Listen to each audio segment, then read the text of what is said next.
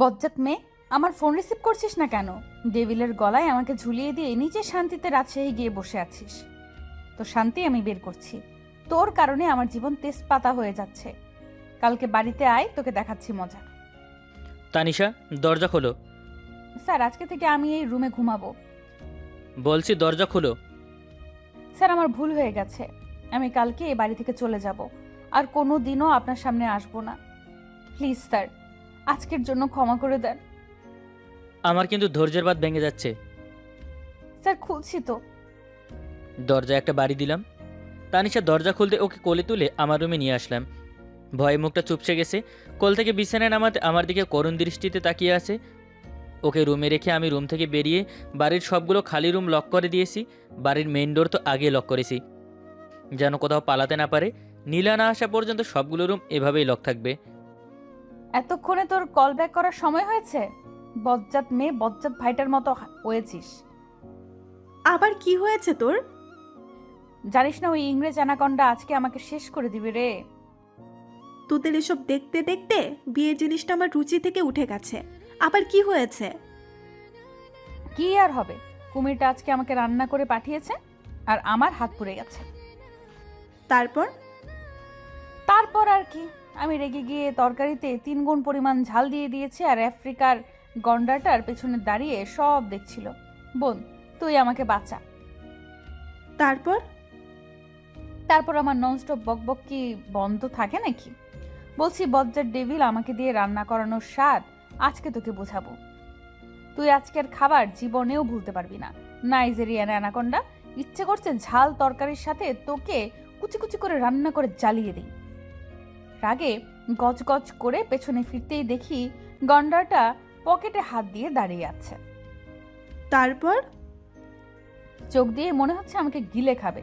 তারপর আর কি, ওই লাল বাদরটাকে দেখে আমার কলিজা শুকিয়ে গেছে। পানি খাওয়ার মতো উপায় নাই। সামনের দিকে দাঁড়িয়ে রান্না করতে লাগলাম। তারপর? তারপর জিরাফটা পেছন থেকে এসে আমাকে 1 গ্লাস পানি এগিয়ে দিল। তারপর? ওই বজ্জাত মেয়ে, কখন থেকে তারপর তারপর করছিস? আর কিছু করবি নাকি তারপর থেকে যাবি? আমি কি করব? তোর যা ইচ্ছা তাই কর। আমাকে তোদের মাঝে জড়িয়ে লাভ নেই। মনে হচ্ছে তোর এগুলো দেখতে দেখতে আমাকে কিছুদিন পর পাবনায় যেতে হবে। পাবনায় কেন যাবি? পাবনার কোনো ছেলে পছন্দ করিস নাকি? গাধি, তুই আমাকে যে প্যারায় রেখেছিস, আমি এমনি কিছুদিনের মধ্যে পাগল হয়ে যাব। তখন কি আমাকে ঘরে বসিয়ে রাখবি নাকি পাবনার পাগলখানায় পাঠানোর ব্যবস্থা করবি? তুই পাগল না হয়ে যদি ওই অ্যানাকন্ডাটা হতো, কত ভালো হতো। জিরাফটাকে পাবনায় পাঠিয়ে আমি শান্তিতে থাকতে পারতাম। তোর শান্তি হবে না। পেছনে তাকিয়ে দেখ ভাইয়া আছে কিনা। কথা বলার সময় তোর সামনে পেছনে তাকানোর সময় থাকে না, শুধু বক বক করতে থাকিস। ঠিক বলেছিস। ওই বজ্জারটার নামে কিছু বললে শাকচুন্নির মতো কোথা থেকে এসে আমার সব কথা শুনে ফেলে। এখনো শুনছি। তানিশা পিছনে ফিরে দেখে কাব্য এক হাতে পানির গ্লাস, অন্য হাতে মলম নিয়ে দাঁড়িয়ে আছে। নালিশের শেষ নাকি আরও বাকি আছে? এই নাও পানি।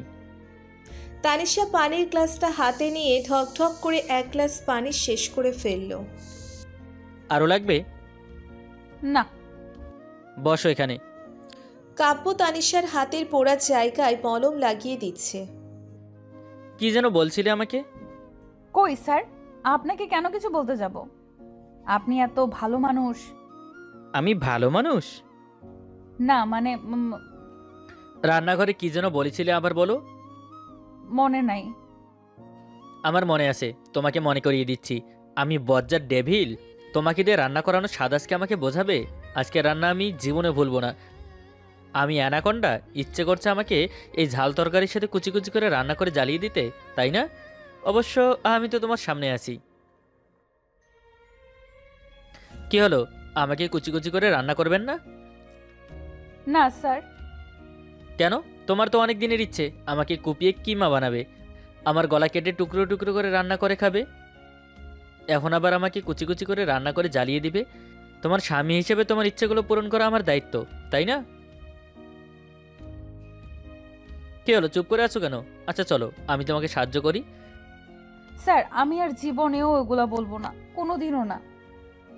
আর যদি বলো আপনি আমাকে কেটে টুকরো টুকরো করে রান্না করে খেয়ে ফেলবেন। কি, না হয় আমাকে কুপিয়ে কিমা কিমা বানিয়ে ফেলবেন। আমি কি তোমার মতো সাইকো নাকি এসব করতে যাব? স্যার, আমার কাছে এর থেকে ভালো কোনো উপায় নেই। তোমার মাথায় তো দেখি এসবের বাইরে অন্য কিছু থাকে না। তাহলে কি করবেন? কাব্য তানিশার দিকে তাকিয়ে ভাবছে। এই মেয়ে কি কখনো শুধরাবে না? আচ্ছা, পরে ভেবে দেখব। এখন কিছু করবেন না তো? না, চলো। কোথায়? আমাকে কি এই বাড়ি থেকে বের করে দিবেন? বের করে দিলে খুশি হবে? না স্যার, আমাকে বের করবেন না। তাহলে বের করছি না। আর ভুল করেও এমন চিন্তা করবেন না। আহারে, কি করলাম! যদি বলতাম খুশি হব তাহলে মনে হয় বের করে দিত। অ্যানাকন্ডাটা আমাকে টেনে খাবারের টেবিলে নিয়ে গেল। আমার রান্না করা খাবারগুলো টেবিলে নিয়ে আসলো। এই খাবার তো খাওয়া যাবে না, তাই বললাম লাগবে না, আমরা এই খাবারই খাবো।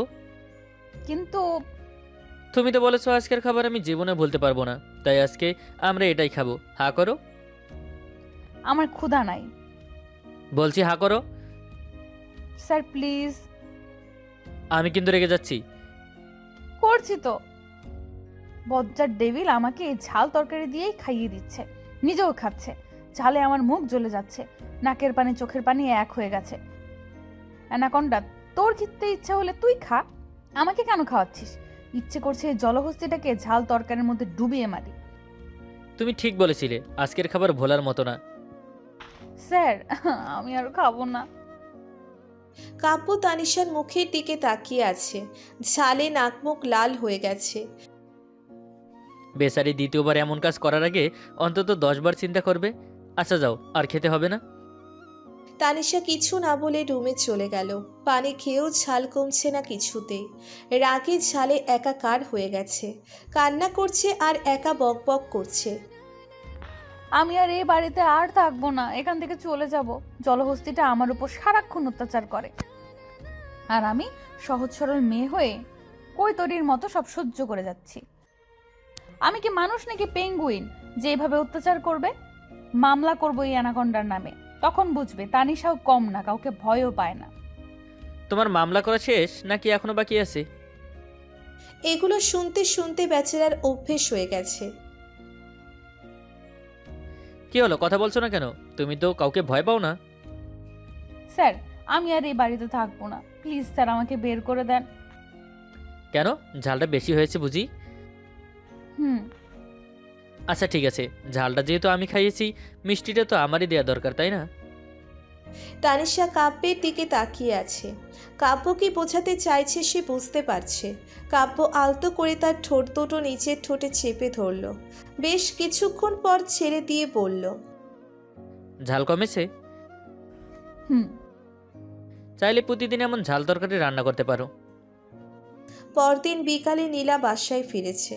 তানিশা বসে টিভি দেখছিল। নীলাকে দেখে জড়িয়ে ধরল। জানিস তোকে কত মিস করছি।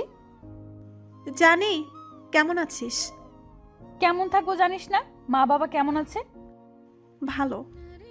তোর জন্যই তো অনেক বড় একটা খুশির খবর আছে। কি খবর? তোর বিয়ে। কি? কাল ছেলেপক্ষ দেখতে আসবে। আমাকে কি ভূতে কিলাই যে বিয়ে করতে যাব? এটা কেমন কথা?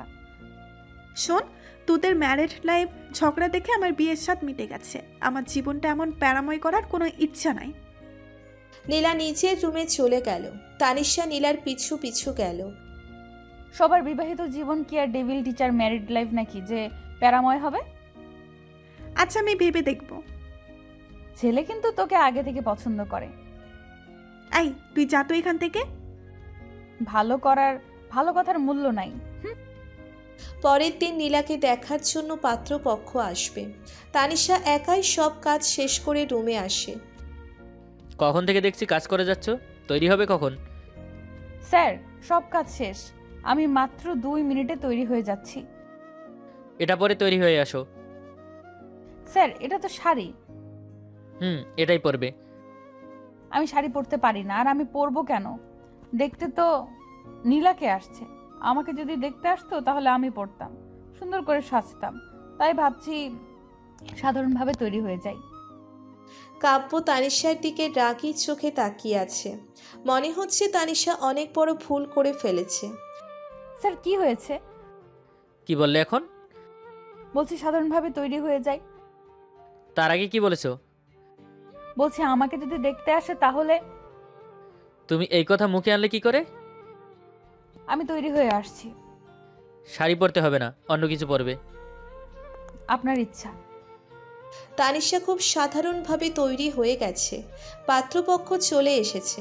তানিশা নীলাকে অনেক সুন্দর করে সাজিয়ে তৈরি করে পাত্রপক্ষের সামনে বসিয়ে দিয়ে কাব্যের পাশে এসে দাঁড়িয়ে আছে।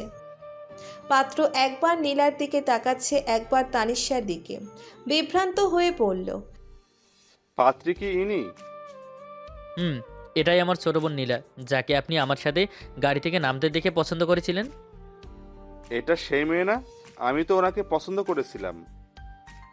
কাব্য মোটেও এটার জন্য প্রস্তুত ছিল না, তাই রেগে গিয়ে কিছু বলতে যাবে তার আগেই তানিশা বলা শুরু করলো। আরে ভাই, আমার সংসারে কেন আগুন লাগাতে এসেছেন? এমনি ডেভিলের অত্যাচারে আমার জীবন তেজপাতা হয়ে গেছে। একবার তো আমার ফ্রেন্ড রাতুলের বাইকে উঠেছিলাম আর ডেভিল আমার 12টা বাজিয়েছিল। আর ছোট ভাইয়ের বাইকে উঠেছি বলে আজ ওনার সাথে সংসার করতে হচ্ছে। আপনার কথা শুনে মনে হয় ডেভিল আজকে আমাকে কাবাব বানিয়ে খাবে। কি? ডেভিল কে? এই তো ডেভিল টিচার, আমার হাজবেন্ড নাহিল মাহমুদ কাব্য। সরি, আপনারা যাকে ভুল করে দেখতে এসেছেন ও আমার অর্ধাঙ্গিনী তানিশা। আমরা দাম্পত্য জীবনে সুখে আছি, আপনারা এখন আসতে পারেন। কাব্যের মেজাজ এমনি খারাপ হয়ে আছে, তার উপর তানিশার এসব কথা শুনে মেজাজ আরো খারাপ হয়ে গেল। তানিশার হাত ধরে টেনে রুমে নিয়ে গেল। তানিশা হচ্ছেটা কি? না হয় অকারণেই আমাকে শাস্তি পেতে হবে তাই। আমি তোমার উপর অত্যাচার করি? আমার জন্য তোমার জীবন তেজপাতা হয়েছে? এখন থেকে বুঝবে তেজপাতা আর অত্যাচার কাকে বলে। পাত্রপক্ষ কিন্তু এখনো বসে আছে। তো পাত্র আমাকে পছন্দ করেছে। আপনি যদি আমাকে এখন শাস্তি দেন তাহলে আমি কিন্তু তাদের সাথে চলে যাব। কি বললে তুমি? স্যার কি খুঁজছেন? লাঠি। কেন? তোমার ঠ্যাং ভাঙার জন্য। না না স্যার, আমি কোথাও যাচ্ছি না। আমি আর এই রুম থেকে বের হচ্ছি না। কেন? তোমার তো পাত্র পছন্দ হয়েছে, যাবে না? আমি কালো পিঁপড়ার সাথে কেন যাব? কোথায় আপনি আর কোথায় ওই লাল হনুমান? ইচ্ছে করছে ওই লাল হনুমানের চোখ দুটো তুলে নিয়ে আসি। সাহস হলো কিভাবে তোমার দিকে নজর দেওয়ার? আপনি তো দেখে আমার সাথে থেকে আমার মতো কথা বলতে শিখে গেছেন। কি? এই যে বললেন লাল হনুমান। তোমার সাথে থেকে আমার মাথাটাও গেছে। কাব্য বসার রুমে গিয়ে দেখে পাত্রপক্ষ এখনো বসে আছে। তানিশাও তার পিছু পিছু আসে। আপনারা এখনো বসে আছেন কেন? আমি মিসেস তানিশার সাথে কিছু কথা বলতে চাই। কিসের কথা? যা বলার আমার সাথে বলতে পারেন।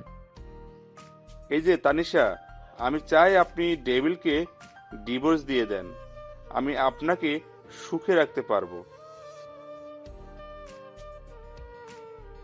ওই বজ্জাতের হাড্ডি কালা কুমিরের বাচ্চা, তো সাহস হলো কি করে আমার জামাইকে ডেভিল বলার? এই নামে শুধু আমিই ডাকি, বুঝলি? মুখ পোড়া বানর, ওই লাল বাদর, কালো হনুমান, পেঁচা কোথাকার। তোকে আমি কখন বললাম যে আমি সুখে নেই? তুই কোথা থেকে উড়ে আসলি, মুখ পোড়া বানর, আফ্রিকার হাতি কোথাকার? নিজের চেহারাটা আয়নায় দেখিস? কোথায় আমার ডেভিল আর কোথায় তুই? তোকে তো ইচ্ছে করছে কুপিয়ে ব্লেন্ডেড করে জুস বানিয়ে খাই। তোর মতো তেলাপোকা কেঁচো লুচুর জন্য আমার ডেভিলকে ছাড়বো ভাবলি কি করে? বেরিয়ে যা আমার বাড়ি থেকে। তানিশার রাগ দেখে কাব্যের নিজের রাগ ফোঁস হয়ে গেছে। সবাই অবাক হয়ে হাঁ করে তাকিয়ে আছে। কি হলো, আরো শুনবি নাকি? কাব্য ভাই আপনাকে স্যালুট। সত্যি এমন দজ্জাল বউ নিয়ে কিভাবে সংসার করেন আল্লাহ জানে। আমার তো মনে হয় এই মেয়ের কারণে আপনার জীবন তেজপাতা হয়ে গেছে। ফাজিল ছেলে, আমার বউকে দজ্জাল বলার সাহস পাইলি কই? জল্লাদ কাকে বলে আজকে তোকে দেখাবো। ভাইয়া প্লিজ, তোমাদের এগুলো দেখে আমার এখন পাগল হওয়ার বাকি আছে। পাত্রপক্ষ চলে যাওয়ার সময় পলাশ ছেলেটা আমার দিকে কেমন নজরে তাকাচ্ছে, তার মোটেও সুবিধার মনে হচ্ছে না। আহারে, আমার নীলা তো বিয়ের জন্য এখন আরো আগে না করে দিবে। এখন যদি ওই রুমে যাই আমাকে আস্ত গিলে খাবে। রুমে গিয়ে দেখি ডেভিল বসে কিছু একটা ভাবছে। আমি রুমে ঢুকতেই আমাকে টেনে নিজের কোলে বসিয়ে কোমর জড়িয়ে ধরলো। পেছনের চুলগুলো হাত দিয়ে সরিয়ে ঘাড়ে আলতো করে একটা চুমু খেয়ে খুব শক্ত করে জড়িয়ে ধরলো। স্যার, নীলার জন্য অনেক টেনশন হচ্ছে। এই তুমি ছাড় ডাকা বন্ধ করবে কবে? স্যার, আমি চেষ্টা করছি কিন্তু পারি না। আমি শিখিয়ে দিচ্ছি কিভাবে বলতে হয়। আমি ওকে নিজের দিকে ফিরিয়ে ওর ঠোঁট দুটো নিজের ঠোঁটে চেপে ধরেছি। কোমরটা খুব শক্ত করে জড়িয়ে ধরে ওর ঠোঁটে কিস করে যাচ্ছি। বেশ কিছুক্ষণ পর ছেড়ে দিয়ে দেখি ওর ঠোঁট দুটো লাল হয়ে গেছে। স্যার, আপনি মানুষ নাকি গন্ডার? তুমি আবার আমাকে স্যার বললা? আবার তানিশার ঠোঁট দুটো আবার নিজের ঠোঁটে চেপে ধরল। ঠোঁটে ব্যথা করছে, তবুও কাব্যের ছাড়ার নাম নেই, কিস করেই চলেছে। কাব্যকে ছাড়ানোর জন্য চেষ্টা করছে কিন্তু পারছে না। বেশ কিছুক্ষণ পর কাব্য নিজে থেকে ছেড়ে দিল। আর স্যার বলবা? না, আমি আর আপনার সাথে থাকবো না। আমি এই বাড়ি ছেড়ে চলে যাব। কি বললে? কিছু না। পরদিন ভার্সিটিতে গিয়ে সবার সাথে আড্ডা দিচ্ছি। রাতুলকে কেমন মনমরা দেখাচ্ছে। কিরে, তোর কি হয়েছে? মন খারাপ নাকি? তেমন কিছু না। আরে বল, বন্ধুদের সাথে শেয়ার না করলে কার সাথে করবি? তোর কি সত্যি বিয়েটা হয়ে যাবে? জানি না। মানে? এই শোন, বিয়ের কথা আমার সামনে একদম বলবি না। এমনি শুধু পাগল হওয়ার বাকি আছে। কিছুদিন পরে আমাকে শ্বশুরবাড়ি না পাবনায় পাঠানো হবে, বুঝলি? নীলা রেগে চলে গেল। রাতুল অপলক তাকিয়ে আছে। তানিশা খুব ভালো করে বুঝতে পারছে রাতুল নীলাকে পছন্দ করে। পছন্দ করিস নীলাকে? এটা জেনে আর কি করবি? তানিশা, আমার মনে হয় রাতুল নীলাকে পছন্দ করে, কিন্তু স্যার মানবে মনে হয় না। আরে ডেভিলকে আমি মানিয়ে ছাড়বো, দেখবি রাতুলের সাথে নীলার বিয়ে হবে। সারাদিন ডেভিলকে নীলার আর রাতুলের ব্যাপারে অনেকবার বলার চেষ্টা করেছি, কিন্তু ভয়ে বলতে পারিনি।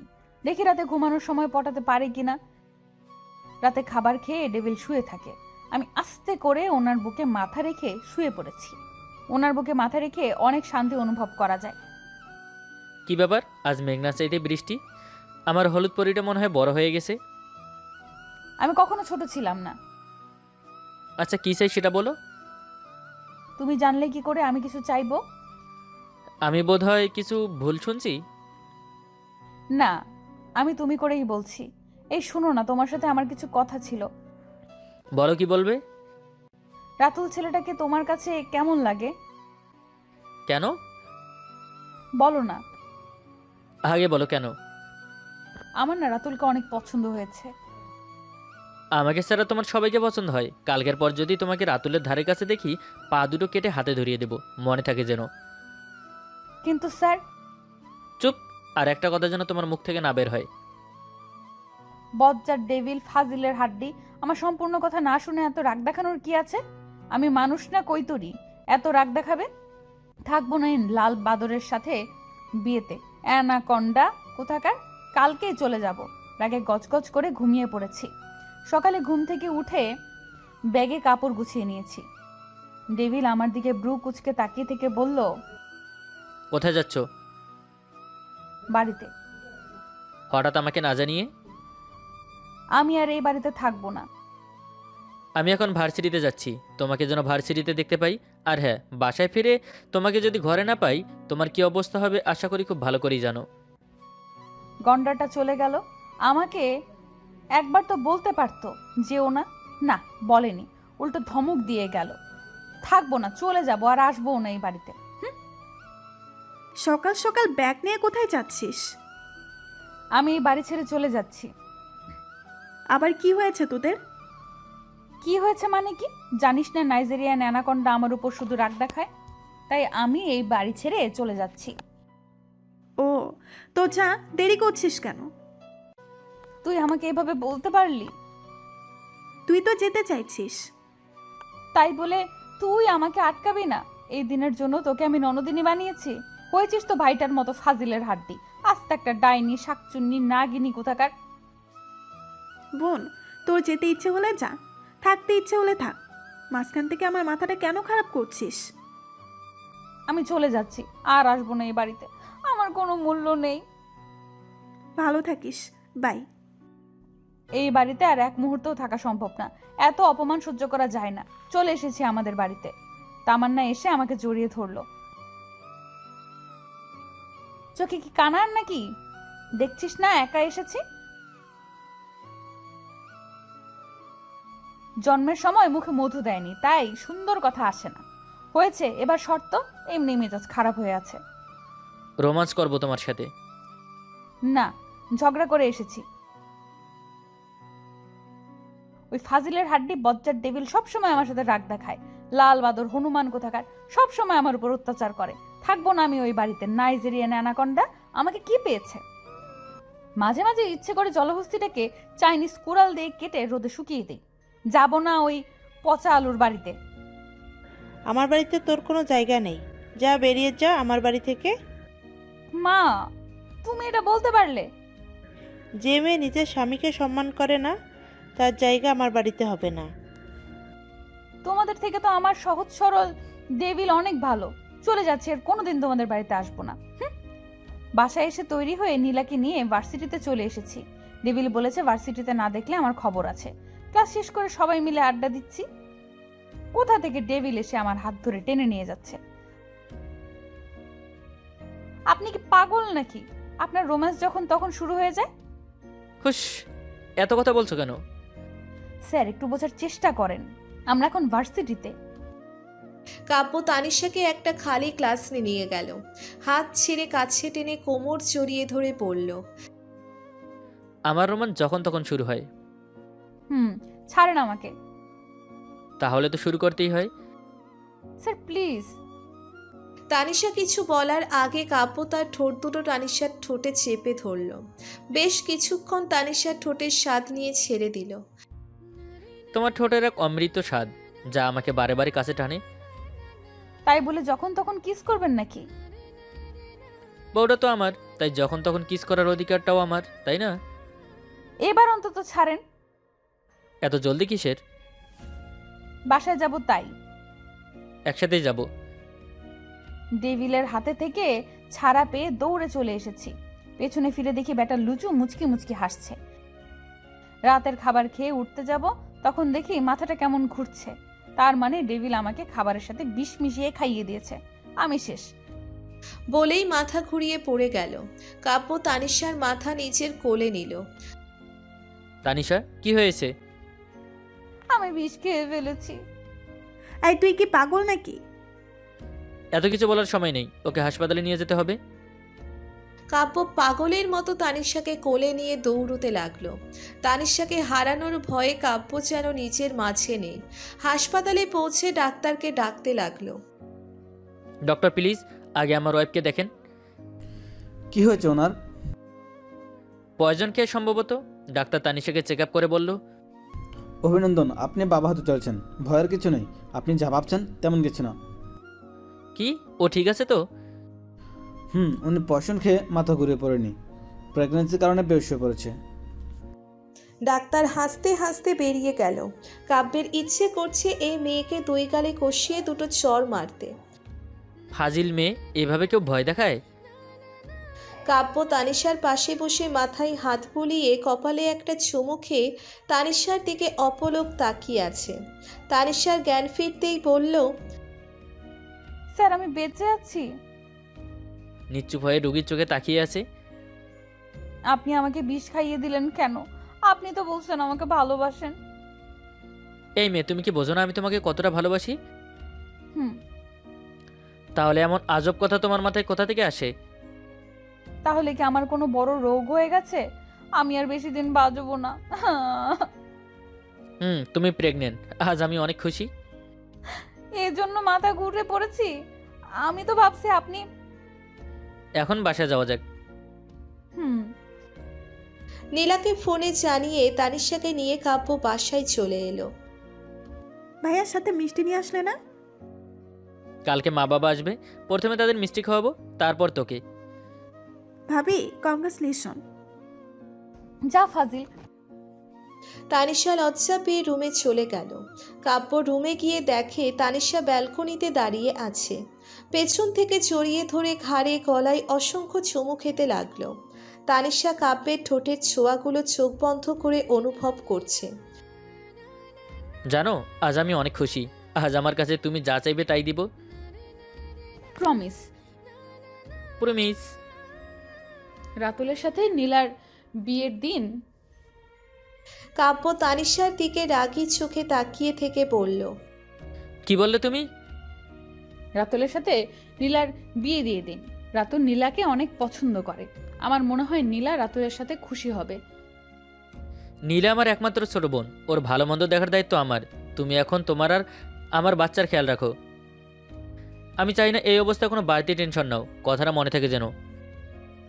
কিন্তু স্যার। কিন্তু পরে, এখন ঘুমাবে, চলো।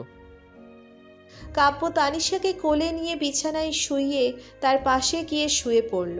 তানিশাকে নিজের বুকে নিয়ে মাথায় বিলি কেটে দিতে লাগলো। স্যার, নীলা আর রাতুলের ব্যাপারটা একটু ভেবে দেখেন। রাতুল কিন্তু ছেলে হিসেবে খারাপ না। পরে ভেবে দেখবো। পরে। এখন আপনি কিন্তু আমাকে প্রমিস করেছেন। এখন কেন? না, এখন মানে এখন ভাববেন। তুমি কি আমাকে ধমকাচ্ছ? না, মানে আপনি যতদিন নীলাকে রাতুলের সাথে বিয়ে না দিবেন ততদিন আমি নীলার সাথে থাকবো। মানে এটা কি তোমার? এটা নিয়ে জেদ করার কি আছে? আমার এই অবস্থায় আপনি আমার উপর রাগ দেখাচ্ছেন। আমি আর এই ঘরে থাকবো না। আচ্ছা ঠিক আছে, সকালে ভেবে দেখবো, এখন শুয়ে পড়ো। না, আপনি এখন ভাববেন, না হয় আমি নীলার রুমে চলে যাব। চুপচাপ শুয়ে পড়ো, তোমার কারণে কিন্তু আমার মেজাজ খারাপ হয়ে যাচ্ছে। আপনি আপনি আসলে একটা ডেভিল। রেগে তানিশা কিছুটা দূরত্ব বজায় রেখে শুয়ে পড়ল। কাব্যের ইচ্ছে করছে কষিয়ে একটা চড় মারতে। এতটা দূরত্ব বজায় রাখার কি আছে? তানিশাকে কাছে টেনে নিজের বুকে জড়িয়ে ধরল। তানিশা নিজেকে কাব্যের কাছ থেকে ছাড়ানোর চেষ্টা করল। এবার কাব্য তাকে আষ্টে পৃষ্ঠে জড়িয়ে ধরে শুয়ে আছে, যাতে নড়াচড়া না করতে পারে। একদম নড়াচড়া করবে না, চুপচাপ আমার বুকে শুয়ে থাকো। আর একবার নড়াচড়া করলে দেখবে তোমার কি হাল করি। তানিশা মনে মনে কাব্যের 14 গোষ্ঠী উদ্ধার করে কাব্যের বুকে ঘুমিয়ে পড়ল। পরের দিন কাব্যের পরিবারও তানিশার পরিবারের সবাই খুশির খবর পেয়ে চলে আসলো। বাসার সবাই অনেক খুশি। সবাইকে একসাথে দেখে তানিশা মন খুশিতে ভরে উঠল। ইচ্ছে করছে কাব্যকে খুব শক্ত করে জড়িয়ে ধরতে। কাব্য রুমে ঢুকতেই তানিশা তাকে শক্ত করে জড়িয়ে ধরল। আজ ইচ্ছে করছে কাব্যের মাঝে নিজেকে বিলিয়ে দিতে, তার বুকের মাঝে হারিয়ে যেতে।